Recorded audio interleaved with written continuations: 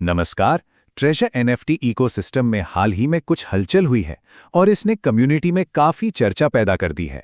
तो आज हम इसी ऑटो अनस्टेक घटना के पीछे क्या है, इसे समझने की कोशिश करेंगे। चलिए शुरू करते हैं।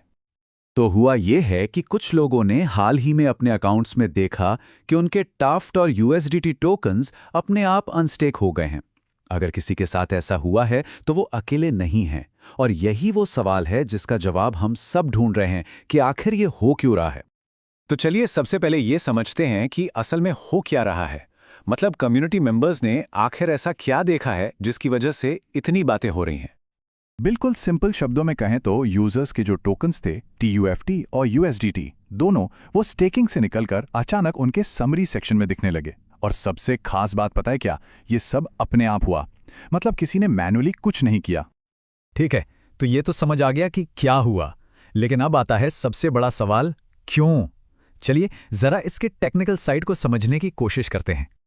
ऑटो अनस्टेक सुनने में थोड़ा टेक्निकल लगता है ना, पर यह बस एक ऑटोमेटेड प्रोसेस है।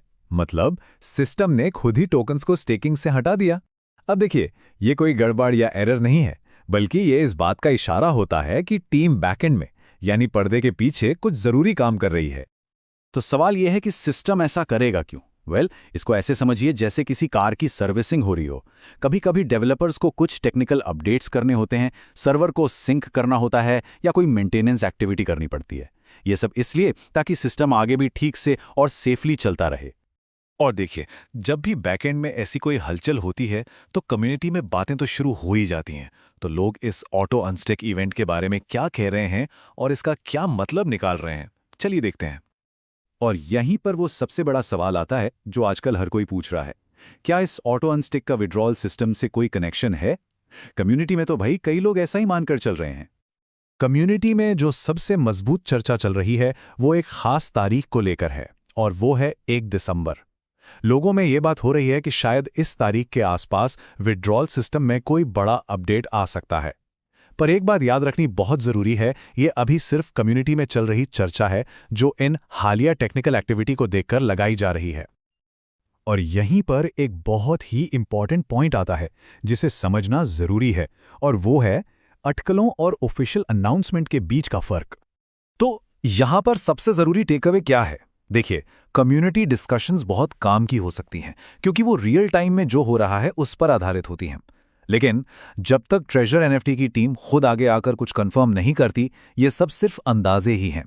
इसलिए हमेशा ऑफिशियल सोर्स पर ही भरोसा करना सबसे सेफ होता है। अच्छा, आगे बढ़ने से पहले एक बहुत जरूरी बात, ये जो सारी जानकारियां यहां दी जा रही हैं ये सिर्फ एजुकेशनल और इन्फॉर्मेशनल मकसद के लिए है। हम बस जो जानकारी उपलब्ध है उसे सबके सामने रख रहे हैं। इसका मतलब ये है कि इसे किसी भी तरह की फाइनेंशियल एडवाइस ना समझा जाए, और ना ही ये भविष्य में प्लेटफॉर्म पर क्या होगा इसकी कोई गारंटी है। ये सिर्फ जो अभी हो रहा है उसका एक एनालिसिस है। तो जाते जाते हम एक सवाल के साथ छोड़ जाते हैं कि कम्युनिटी से मिलने वाली काम की जानकारी और ऑफिशियल कंफर्मेशन की जरूरत के बीच एक बैलेंस कैसे बनाया जाए। मतलब इतनी सारी बातों के बीच काम की जानकारी को शोर से अलग कैसे किया जाए, इस पर जरूर सोचिएगा। इस एनालिसिस को देखने के लिए शुक्रिया।